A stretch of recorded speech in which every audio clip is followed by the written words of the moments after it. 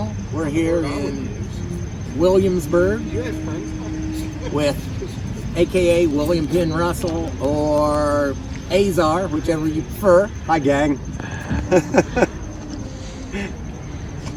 We're sitting here with Thomas Jefferson doing what he does best, write out things like the Declaration of Independence. Tom was a pretty well-rounded gentleman.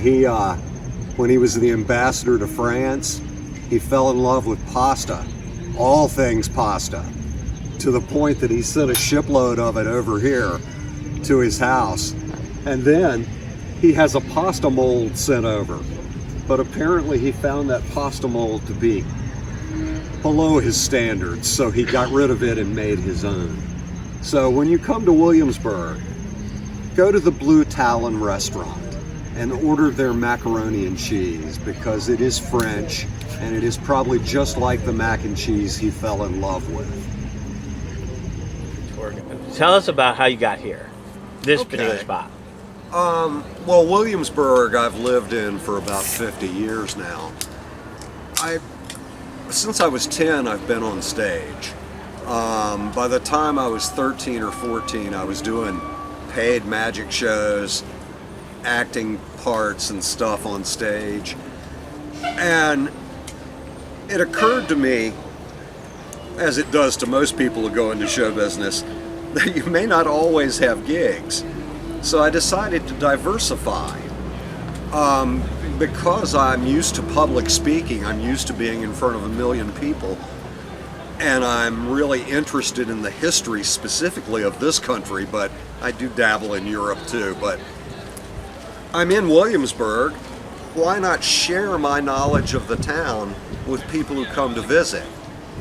And some of the things I'll tell you are things that the Williamsburg people won't tell you. I know, well, it's kind of a big joke amongst the other guides. I know where all the bodies are. So come and see me and you'll learn some history about Williamsburg. You can ask for William Russell and you contact colonialghosts.com and tell them you want me to be your tour guide, and I promise you we'll have fun. So as we were traveling down, we decided to hit the Capitol, felt a lot of the energy there. There's a lot of always to talk about the Masonics, and we come down Williamsburg, and there's evidence of Masonic and other sorts of... We have one of the first Masonic temples in America here. Washington was a member, Jefferson was a member, Patrick Henry was a member. Mm-hmm. It's such an old Masonic ritual building that they actually have the Temple of Solomon set up inside. Mm-hmm. I think that's where the magic end of this comes in. The modern Masonic movement, they believe the creator is the master builder. That's what they call. They don't care really what your concept of God is, but God is the master builder. In the big G. The big G. But the Masonic rites and all of that almost all Masonic temples still do, are basically high ceremonial magic. You could liken it to the same magic that Crowley or Mathers practiced. So if you don't think there's anything magical about the way this country came together, look up some of the Masonic history and you'll notice in DC, the Washington Monument is an obelisk. It's modeled after an obelisk in Egypt. If you go to the Masonic temple, well, there are all sorts of ritual robes and accoutrements. It's just like stepping into any other witch's ritual room. They don't play that up today, but the magic is still there. Whether the current people practicing it realize or acknowledge that they're doing magic, they still are. You talk a lot about ghosts and spirits on your tours, and about a lot of what has happened here, and the multi-layers of hauntings there is. And I don't want to get too deep in it, but for somebody who's like a paranormalist or somebody who really is very serious about ghost hunting, as you know, there's a lot of the shows that are very serious. Sure. I really see that you're one of the more serious people to be a source about this. Can you talk about that knowledge and how you've come to it? Well, over the years in Williamsburg, I mean, I have had encounters with spirits. Now, as a magician, not just a magician, but a stage magician, I always look at that with a skeptical eye. But there are some encounters I have had here in town that I cannot explain. I have seen ghosts, for lack of a better word, and not been able to come up with any rational explanation of why they were there other than that they were ghosts. Ghosts, I think most people have a misconception of ghosts. When a ghost is haunting somewhere, think of it as a film reel, that something so traumatic happened to that person during their life that there's an echo of it left in that spot. And every now and then, when the veil crosses, we get to catch a glimpse of that incident that happened to them. And in our mind, it's a ghost. It haunts this house. It probably died here. It may have. Or it may have had somebody close to it die there. But ghosts are real. I mean, it's just, they're not like Hollywood portrays them. They're a lot more subtle. So there's no Ghostbusters around here, no packs. I mean, I don't know of any really malevolent spirits around here other than those in the Randolph house. And I have not seen one of those, but I have certainly encountered one or two of them. And they're poltergeists. Poltergeists are a problem. Most ghosts, it's probably all they can do to get your attention. That's very interesting. One of the things I've been hearing a lot about is that the rise in shadow people. Does Williamsburg have shadow people? Yep. Can you talk about that? They sure do. A lot of times when there's something going on a global scale that affects all of us, you catch glimpses of shadow creatures or shadow people around you. Most of the time, in my experience, they don't interact with you, but they're prowling, they're waiting to see what the next turn of events will be. I don't want to say they're harbingers of anything, but they tend to be attracted to serious world-changing events. If you ever watched Dead Like Me, when the person dies, they had to get their soul and take it before the shadow creatures came and devoured it. And that's a lot, that show, the way they portrayed the shadow creatures is pretty much what they look like. Some of them are human in shape, some of them I see so quickly that I don't know exactly what they are, but they move and they are attracted to paranormal activity and auto wrecks and things like that. So I don't know what their game is, but I've never had a bad encounter with one. They don't seem that interested in, chatting you up or anything. And sometimes I even get the impression that I startled them and they're like, oh crap. There you go, you can be so. So you feel that you're a walker of worlds. I am. I do. And that in this space you walk worlds. I do. I'm lucky because I time travel all the time. You do? I mean, I do. I really do. So, magic doesn't have to be athames and candles and all of that. Magic should come from you like breath. And when I want to jump centuries, that's what I do. I jump centuries. And I do that through the ghost tours, through the history tours, through some of my period shows. All of that is time travel because when I'm in those elements, I'm in that time. And you take people there with you. I do.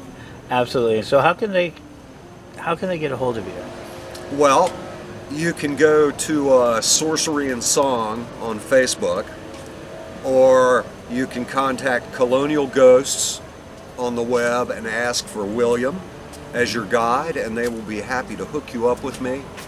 And I promise you, a good time will be had by all. Mm-hmm. Yes. Bring your time traveling goggles, though. You never know when you're going to need eye protection. Yeah, always use protection. Yeah, always use protection. Well, there goes the rating on this interview. Let's just, Any ideas you have for next year? Well, I'm reasonably sure. 2023. I'm reasonably sure we'll end up somewhere at some festival side by side, creating havoc in the neighborhood like we usually do. But I don't know. Anybody that's watching that has met me at festival knows exactly what I'm talking about. Where Azor is, there's this vortex of weirdness that Ed can tell you. Yeah. He can tell you. Yeah. It's a little weird, but it works. Magic. We work our corners, magic. That's true. Magic. Everybody comes to us eventually. Yes. Why can't we rule the world? Because we sit there and we pass out advice. And right. we never have told them it's good advice. Well, no, it's just advice.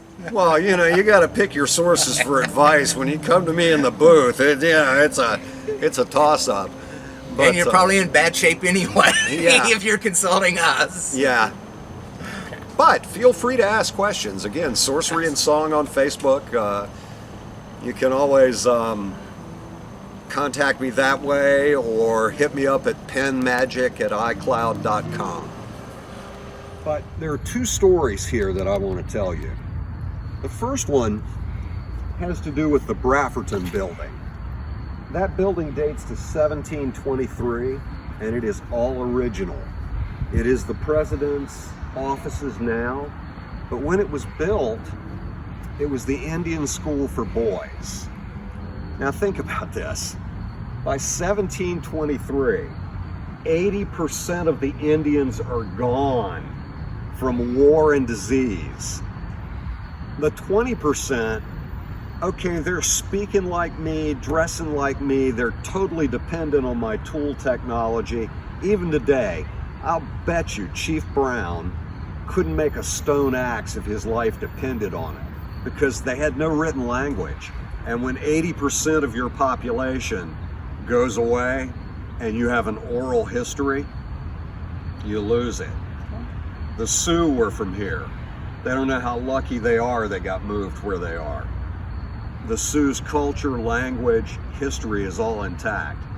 Chief Brown, I'm not sure which one of us could tell you more about the Indians here, because all he knows is what the English wrote. Well, so some brilliant individual says, let's go get the Indian boys from the tribes. They're still not getting us. Maybe. We'll bring all the boys here between 13 and 17. This is okay, but all those boys are from different tribes that hate each other and all speak a different dialect of Algonquin. And we'll house them. We'll house them with the colonists so they'll get our culture finally. And then we'll educate them at the seminary school, because that's what it was at that point. Well, that's beautiful no, it's not even beautiful on paper. Look, in 1723, there's nobody living in this town who hasn't had multiple family members killed by Indians. Okay?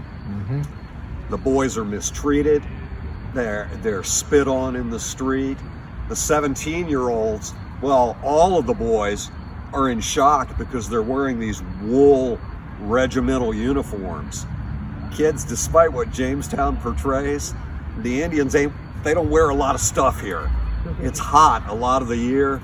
They get a leather apron that they make from a deer hide, and that's about what they wear.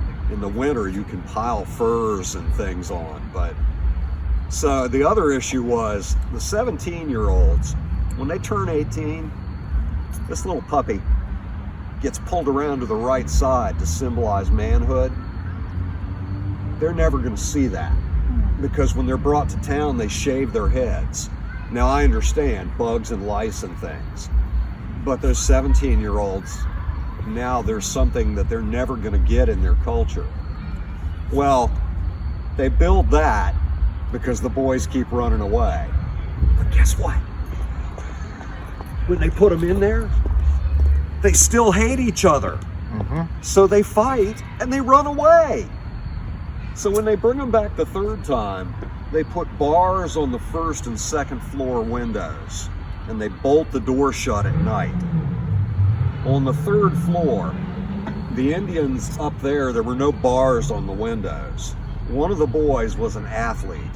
The Indians in Virginia had organized games.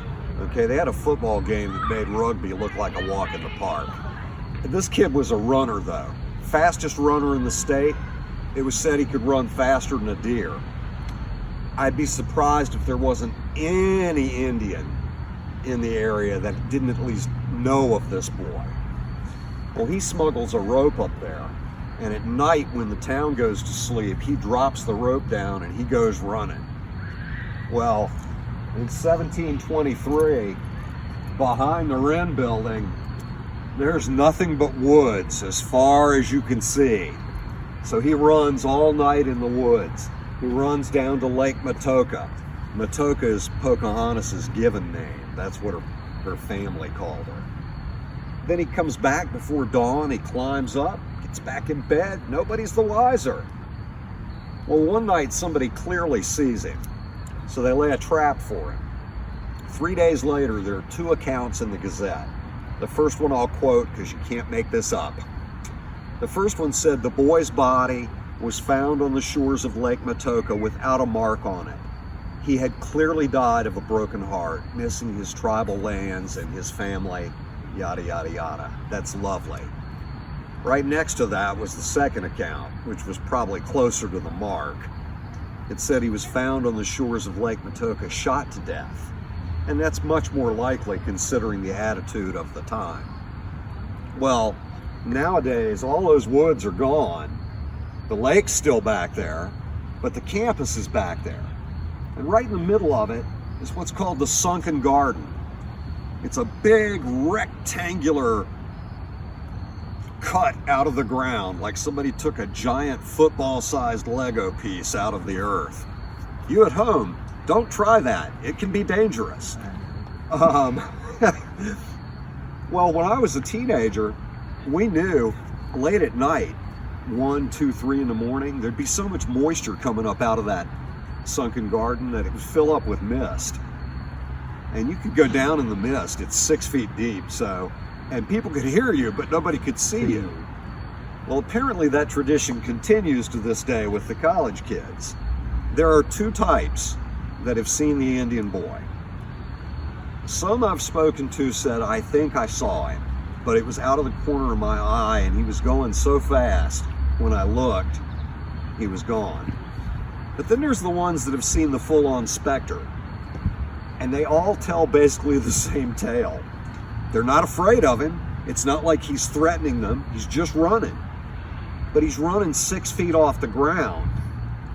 And I kind of look at these people sometimes, and you at home, bear in mind the sunken garden didn't exist in 1723. So he's running the same terrain he ran in 1723. In this case, oddly, it's us down in the mist that are the anomaly in the scene. The other story on the campus is the president's house. That building dates to 1732. All original. It has all the general hauntings in it. It was a French hospital, a British hospital, an American hospital, a northern hospital, a southern hospital. So lots of death and destruction in that house. But one of the weirdest hauntings in there, and I've witnessed this, in the 70s, the president of the college was Dr. Graves. His wife Zoe was a socialite. She would throw these huge parties in the house. Well, the way I make my living these days, I'm a voiceover actor for radio commercials, and I'm a professional magician. Well, when I was a teen, look, a family appeared. When I was a teenager, she would hire me to do magic at her parties. Well, all of us knew the stories of the house. And when you went in, if you went around to the left, in the back there was a closet. and this closet would not stay shut. And I don't mean the door would just open. I saw it happen half a dozen times. It would make the hair on your neck stand up. You'd hear this click, and you'd turn around to look at the door, and you'd see the handle turn, and the door would open. I'd never seen anything like it. I was like, but there was nothing in there. Well, Zoe refused to believe that it was something supernatural. She said, nope, the door's just not hung right. So they call maintenance. Maintenance comes in, changes the hinges, levels the door, which did absolutely nothing. It continued to open on its merry way. Well, so Zoe puts a key lock on the outside of it. And one night after one of the parties, she and Dr. Graves and I are standing just inside the door. Well, you not only heard that familiar click, but you saw the handle turn and the key lock tripped and the door swung open. Well, flash forward, about 9 months later, Zoe decides to have the house rewired because it hadn't been wired since the 1930s. So you got guys crawling between the floors and in the crawl spaces, and they're pulling all this wire. Well, this guy looks down in a wall, and in the masonry behind the wall, there's literally a skeleton bricked into the masonry. So they stop. This traumatized me. It turned out to be a 12-year-old girl. We presume she was murdered because her skeleton didn't show signs of disease or anything like that. So, and not to mention, look, if you get trapped in a building while it's being built, if you get trapped in the wall, you don't end up bricked into the masonry, okay? Well, so they buried this little girl about 2 miles down the road at the public cemetery. It's the Eastern State Cemetery now. Well, she was in the wall behind that closet. When they went in to get her, they not only took most of the closet out, but they had to take part of the wall off to get back to where she was. Since she was buried, I've kept tabs on just about every president that's lived in that house, including the current one. They all complain about the footsteps, the voices, the cold spots, but not a single one of them has ever seen that door open. You got to think, that little girl is in that wall for 260 years. I'd be trying to get people's attention too. Sure. And it worked, because now she's at peace.